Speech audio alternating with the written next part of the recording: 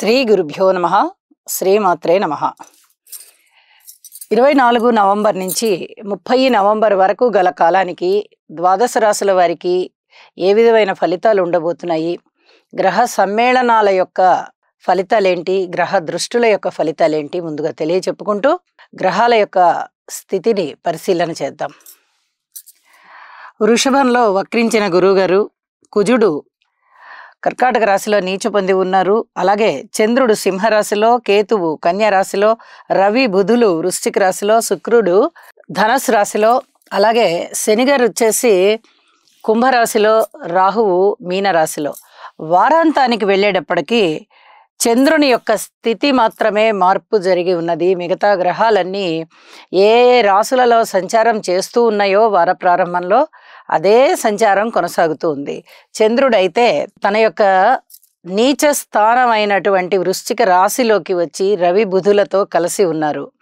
అయితే ఇక్కడ దృష్టుల్ని పరిశీలించినట్టయితే గురువుగారి యొక్క పంచమ దృష్టి కేతువు మీద ప్రసరిస్తూ ఉన్నది. ఆధ్యాత్మిక చింతన, స్పిరిచువల్ వాల్యూస్ ఇవన్నీ కూడా చాలా అధికంగా ఉంటాయి. అలాగే మంత్రోపాసనకి చక్కటి అనుకూలమైన రోజులు అని కూడా తెలియచెప్పచ్చు. అది ఏ రాశుల వారికైనా కూడా ఈ గురుకేతువుల యొక్క స్థితి చక్కటి ఆధ్యాత్మిక చింతనని ఇస్తుంది. అలాగే గురువు గారి యొక్క సప్తమ స్థాన దృష్టి రవి బుధుల మీద పడుతూ ఉంది. పరిశోధనలు కొనసాగుతాయి, ఫలిస్తాయి. కార్యనిర్వహణ చాలా బాగుంటుంది. చక్కటి ఆలోచనలు, తెలివితేటలు పెరగడము, అలాగే ఈ రవి బుధుల యొక్క స్థితి వల్ల కూడా బుధాదిత్య యోగం వల్ల అనుకూలమైనటువంటి ఆదరణ, బంధుమిత్రుల ఆదరణ కానీ లేదా పై అధికారుల యొక్క మన్నన పొందడం కానీ ఇత్యాదివన్నీ కూడా చాలా చాలా బాగుండబోతున్నాయి. అయితే శనిగారి యొక్క దశమ దృష్టి కూడా రవి బుధుల మీద ప్రసరిస్తూ ఉన్న కారణం చేత ఈ చర్మానికి సంబంధించినటువంటి వ్యాధులు, బాధలు ఏవైనా ఉండడానికి అవకాశం ఉంటూ మెడికల్ పరంగా కొంత అభివృద్ధి చెందేటటువంటి కాలము ఇది తెలియచెప్పడం జరుగుతోంది. అలాగే కుజుని యొక్క అష్టమ స్థాన దృష్టి శనిగారి మీద పడుతూ ఉన్నందువల్ల రాజకీయాలు కొంచెం ఇబ్బందికరంగా ఉంటాయి. అలాగే రోడ్డు ప్రమాదాల విషయంలో కూడా జాగ్రత్తలు తీసుకుంటూ ఉండాలి ప్రజలు. ఇక ఆస్తి తగాదాల విషయంలో కానీ, భార్యాభర్తల మధ్య తగవుల విషయంలో కానీ, ఇలాంటి విషయాలలో అనారోగ్య సూచనలు కానీ ఇవన్నీ కూడా మొత్తం మీద జాగ్రత్తలు తీసుకోవాల్సిన అంశమే అని చెప్పి తెలియజేస్తున్నాను. ఏది ఏమైనా నవగ్రహ స్తోత్ర పారాయణాలు చేసుకోవడం ద్వారా చాలా వరకు బాధలు అనేవి ఉపశమిస్తాయి అని చెప్పి తెలియజేస్తూ రాశుల్లోకి వెళ్దాము. మీనరాశి. మీనరాశి వారికి చెప్పాలి అంటే జాగ్రత్తలని కంటిన్యూ చేసుకుంటూ వెళ్ళాలి. కుటుంబంలో జాగ్రత్తలు, పిల్లల రీత్యా ఓర్పు, మాతృవర్గ రీత్యా ఓర్పు కలిగి ఉండడం, పితృవర్గ రీత్యా ఓర్పు కలిగి ఉండడం, అలాగే ఆరోగ్య రీత్యా మటుకు చాలా బాగుంది. ఆరోగ్యం మీకు మీ స్వాధీనంలో ఉంటుంది. భార్యాభర్తల రీత్యా పూర్తిగా ఓర్పు కలిగి ఉండాలి. ఈసరికే ఎవరన్నా విడాకులు తీసుకుందాం అనుకునే వారికి విడాకులు అయిపోయే పరిస్థితి కనిపిస్తోంది. వ్యాపార భాగస్వాముల మధ్య కొంత అననుకూలత ఉంది. అలాగే రాజకీయ నాయకుల మధ్య కూడా కాస్త సంయమనం పాటించాల్సిన పరిస్థితి ఉంది. రాజకీయంగా అంతగా లబ్ధి కనబడబోవడం లేదు. పబ్లిక్ రిలేషన్స్ జాగ్రత్తగా కాపాడుకోవాలి అంటే ఓర్పు కలిగే ఉండాలి.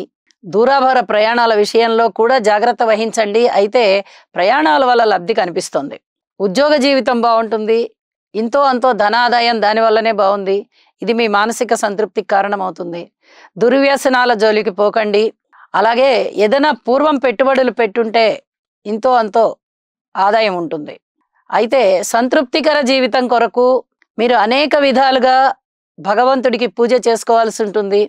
స్తోత్ర పారాయణ రూపంలో కానీ, ధ్యానం రూపంలో కానీ, మంత్రం రూపంలో కానీ సాధన చేయవలసినటువంటి పరిస్థితి కనిపిస్తోంది. తలనొప్పి అనేది ఒకటి మిమ్మల్ని కొంచెం బాధ పెడుతుంది. తలనొప్పి లేదండి అంటే ఒళ్ళు నొప్పులైనా ఉంటాయి. ఏదో ఒక నొప్పి అయితే కొంచెం ఈ వారం సూచితంగా కనిపిస్తూ ఉంది. చర్మానికి సంబంధించినటువంటి వ్యాధులు ఈసరికే ఉన్నవారు ఇప్పుడు జాగ్రత్త పడండి. ఇక విద్యార్థుల విషయంలో మీ కృషి పెంచాలి. స్త్రీల విషయంలో కొంచెం అనుకూలతలు కనిపిస్తూ ఉన్నాయి. అయితే ఓర్పు కలిగి ఉండడం చాలా చాలా మంచిది. గ్రహ అనుకూలత అంతగా లేనప్పుడు నవగ్రహ స్తోత్ర పారాయణాలు చేసుకోవడము, ఇంటి ఇలవెల్పుని పూజించుకోవడము, సంయమనంతో ప్రవర్తించుకోవడము చాలా చాలా మంచిది అని చెప్పి తెలియజేస్తూ అసలు మీరు ఇంట్లో ఉన్నారా లేరా అనేటట్టుగా ప్రవర్తించండి. అంత మౌనంగా ఉండండి. ఏదన్నా పని అవసరం అయితే ఆ పనిని చెయ్యండి, కామ్‌గా కూర్చోండి. లేదా మీ ఉద్యోగ జీవితంలో ఉద్యోగానికి వెళ్ళండి.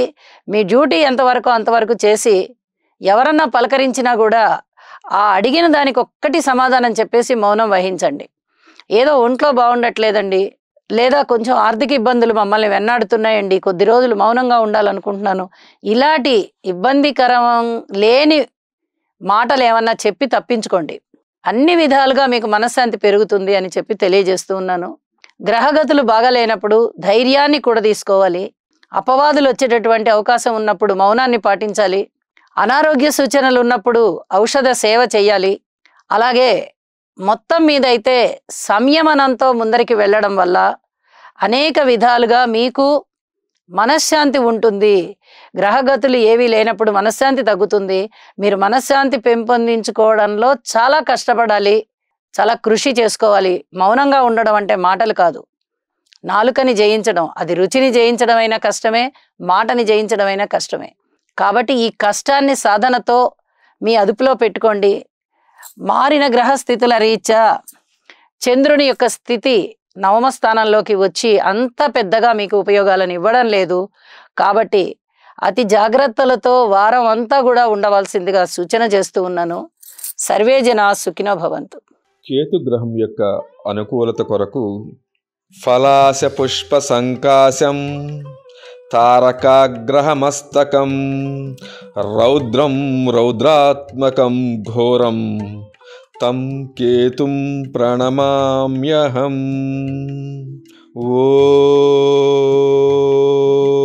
ఓం ప్రాం ప్రీం ప్రౌం సహ కేతవే నమః.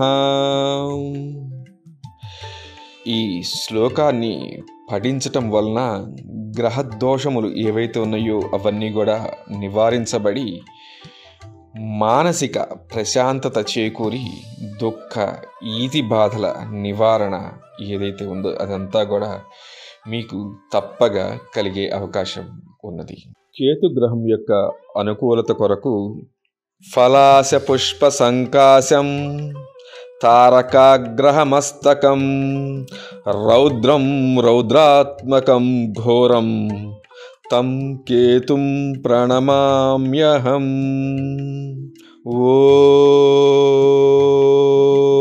ఓం ప్రాం